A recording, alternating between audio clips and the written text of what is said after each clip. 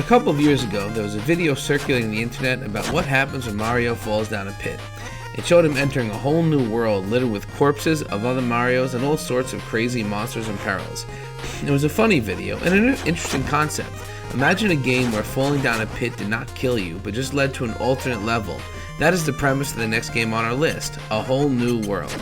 In this game, you play as an alchemist whose main weapon is throwing potions. Each level ends with a boss that rewards you with a new potion and a new attack.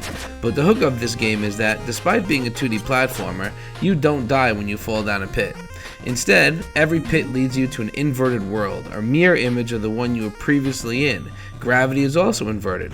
So when you fall down a pit, you are now walking on the ceiling, and when you fall down a pit in that world, you fall back up to the world you were previously on.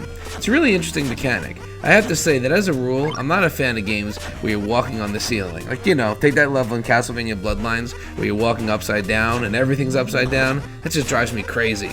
But somehow in this game, it really works, and they use this mechanic in a variety of creative ways.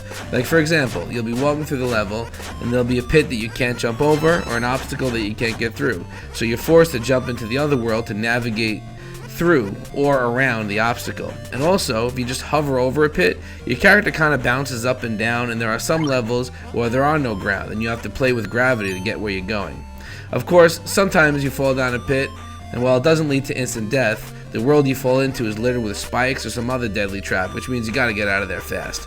It's a really fun mechanic that is very unique. It's not something that I've ever really seen done in a game. I also really love the art style. Look, there are people who say the 8-bit NES art styles are kind of played out, and I'm just not one of those people. I still play my NES, and I still love a good retro-inspired game that looks like it could have been on the NES, and that's exactly what A Whole New World is. It's a relatively short game, with the playthrough probably taking no more than an hour or two, but it's fun while it lasts. The level design is great, the bosses are fun to fight, and when you beat it, there's a whole new flipped upside down version for you to play. It was a little too hardcore for me, but it's there if you're into it. A Whole New World is unlike anything I've ever played, and it's worth checking out, just for that. If you enjoy a good 8-bit style game with fun platforming and creative level design, definitely give this one a shot.